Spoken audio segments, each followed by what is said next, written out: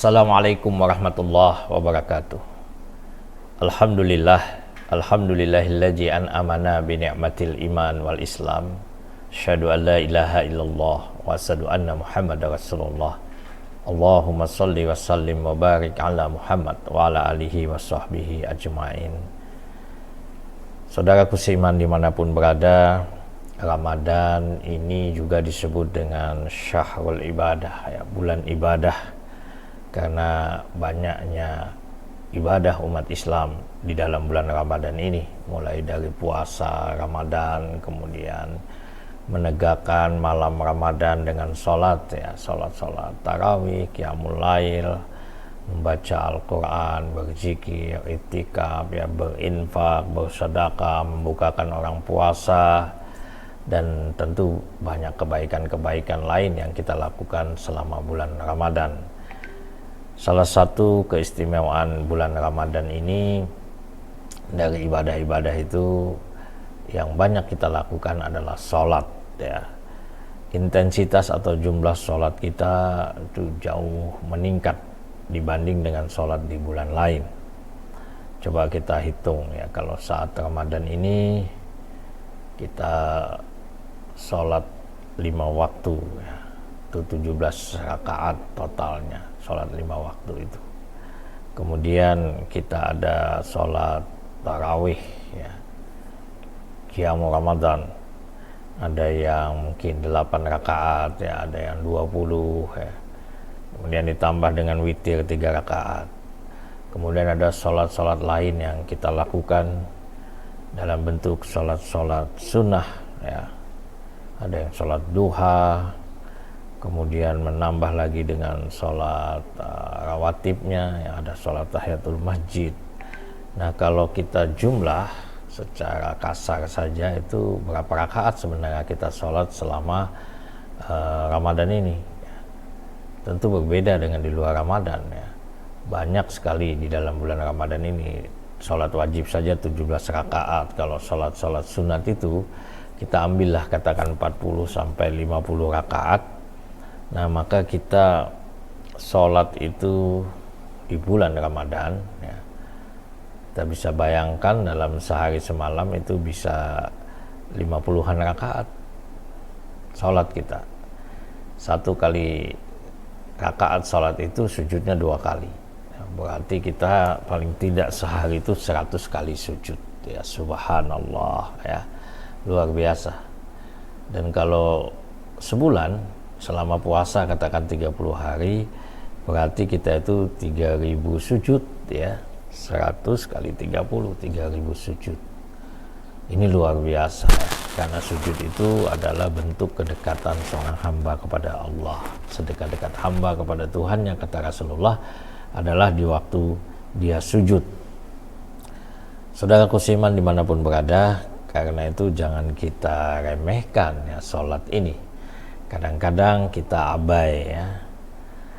Kalau kita melihat, ya, kita tinggalkan sujud kita itu, misalnya kita tidak sujud, maksudnya kita tidak sholat tahiyatul masjid saja, ya. Masuk ke masjid itu disarankan sholat tahiyatul masjid, memuliakan masjid tadi 2 rakaat saja. Nah, itu kalau kita tidak lakukan, kita kehilangan 4 kali sujud, ya, 4 kali sujud. Kalau sebulan, ya, 120 sujud kita hilang.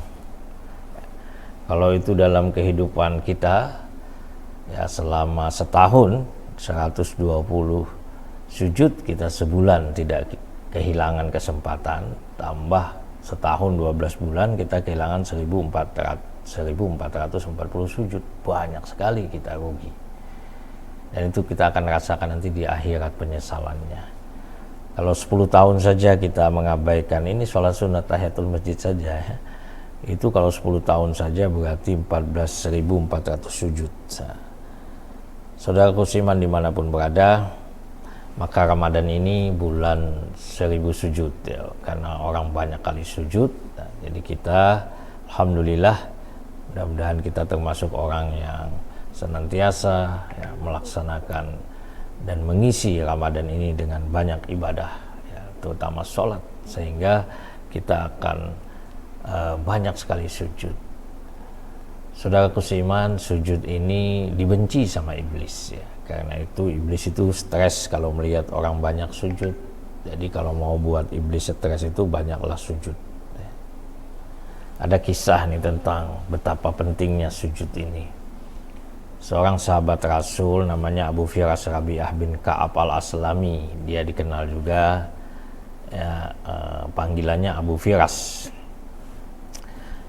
Jadi diceritakan dalam sebuah hadis diriwayatkan oleh Imam Muslim, Abu Daud dan Imam Ahmad. Satu ketika Rasulullah berkata kepada Abu Firas, "Wahai Abu Firas, mintalah sesuatu kepadaku." Karena Abu Firas ini kebiasaannya ya, dia menyiapkan air. Biasanya Rasulullah kalau keluar dari rumahnya, jadi kamar Rasulullah itu ada satu pintu menghadap langsung ketemu mihrab Nabi di Masjid Nabawi. Tapi ada satu pintu yang kalau beliau itu membuka keluar. Nah, ketika beliau keluar itu sudah ada air yang tersedia. Siapa yang menyiapkan ini? Belakangan baru diketahui Abu Firas.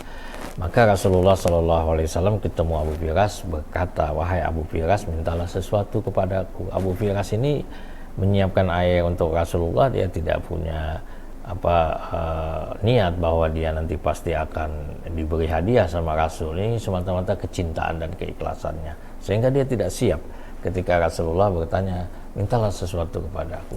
Akhirnya Abu Firas setelah berpikir sejenak, karena mendadak Rasulullah mengucap demikian, dia mengatakan, "Saya ingin bersama engkau ya Rasulullah nanti di dalam surga."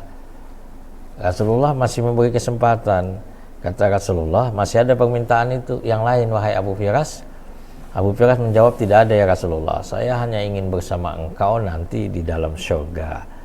Lalu Rasulullah berpesan, "Wahai Abu Firas, untuk terkabulnya doamu itu supaya bisa bersama saya di dalam surga, maka banyaklah sujud kepada Allah." Jadi banyak sujud kepada Allah ini kunci kita bisa juga bersama Rasulullah di dalam surga. Ya, jadi yang disampaikan oleh Abu Firas ini juga untuk kita semua, maka perbanyaklah sujud. Dalam hadis-hadis Rasulullah ternyata sujud ini banyak sekali diungkapkan oleh Rasulullah kemanfaatannya. Rasulullah pernah bersabda, "Hendaklah engkau memperbanyak sujud kepada Allah, karena tidaklah engkau memperbanyak sujud ya, melainkan Allah akan meninggikan derajatmu dan menghapus dosamu." Jadi dengan banyak sujud, derajat ditinggikan, dosa dihapus. Ini hadis riwayat Imam Muslim. Ada juga hadis yang menceritakan suatu hari Abdullah bin Umar radhiyallahu anhuma melihat seorang pemuda sedang sholat.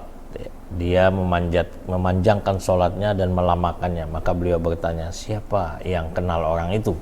Lalu ada yang menjawab, "Saya."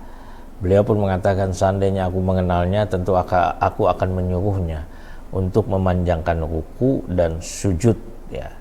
Jadi kata Ibnu Umar, seandainya aku mengenalnya, aku akan menyuruh dia untuk memperlama ruku dan sujudnya, karena aku pernah mendengar Nabi SAW bersabda, "Sungguh jika seorang hamba berdiri untuk sholat, semua dosanya didatangkan dan diletakkan di atas pundaknya. Maka setiap kali dia ruku, dia sujud, ya dosa-dosa tersebut menjadi berjatuhan." Hadis riwayat Imam Bukhari dan Muslim. Dasar sujud ini. Jadi ketika kita ruku dan sujud, dosa-dosa kita ditaruh di pundak. Lalu kemudian ketika kita ruku sujud tadi, berjatuhanlah dosa-dosa kita. Ini ada dalam riwayat Imam Bukhari, Imam Muslim. Jadi semakin banyak kita ruku, semakin lama, semakin banyak kita sujud, semakin lama juga kita sujud, maka dosa-dosa kita dijatuhkan oleh Allah Subhanahu wa taala. Karena itu kita sering melihat ada orang sujudnya cepat, ya rukunya cepat, terburu-buru. Nah, ini rugi sebenarnya. Dan bahkan Rasulullah pernah menyatakan sejahat-jahat pencuri adalah yang mencuri dalam sholatnya. Jadi para sahabat bertanya, bagaimana mungkin orang mencuri dalam sholat? Wahai Rasulullah, bagaimana mencuri dalam sholat? Rasulullah kemudian menjawab, yaitu orang-orang yang tidak sempurna ruku dan sujudnya. Jadi tidak sempurna ruku dan sujudnya. Karena itu harus tu'maninah. Ada diceritakan seorang laki-laki berjumpa Rasulullah.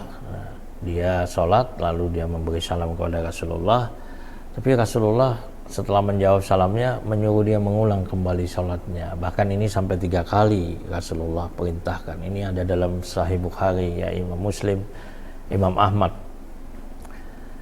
Lalu laki-laki itu berkata bahwa setelah 3 kali disuruh oleh Rasulullah mengulang kembali sholatnya, dia berkata dia minta diajarkan sholat. Maka Rasulullah mengatakan, bila engkau sholat bertakbirlah, kemudian bacalah sekedarnya dari Al-Quran, setelah itu ruku dan tu'maninah, ruku dengan tenang, ya, jadi tidak terburu-buru, i'tidal dengan tu'maninah, sujud, ya, hingga engkau tenang melakukan sujud, ya, tidak seperti ayam makan mematuk tak tok, jadi betul-betul lengket, dahinya sempurna. Bangun dan duduk dengan tenang, sujud hingga engkau tenang melakukan sujud. Ya, ini yang dikatakan oleh Rasulullah, lakukan yang demikian itu dalam semua sholatmu. Saudara kuciman dimanapun berada, jadi sujud ini luar biasa. Bahkan ada hadis yang menyebutkan bahwa sedekat-dekat hamba kepada Tuhannya adalah ketika dia sedang sujud, maka perbanyaklah doa. Ini diriwayatkan oleh Imam Muslim, Abu Daud, dan Imam Nasai. Kemudian dari segi medis juga ternyata para ahli medis, ya, dokter, ya, itu menyebutkan bahwa posisi kita sujud itu bermanfaat bagi kesehatan.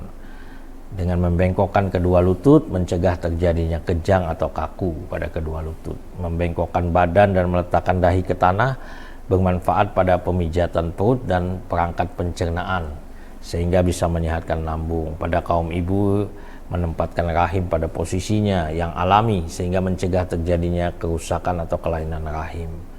Posisi sujud juga membantu pekerjaan jantung dan menghindari mengkerutnya dinding pembuluh darah.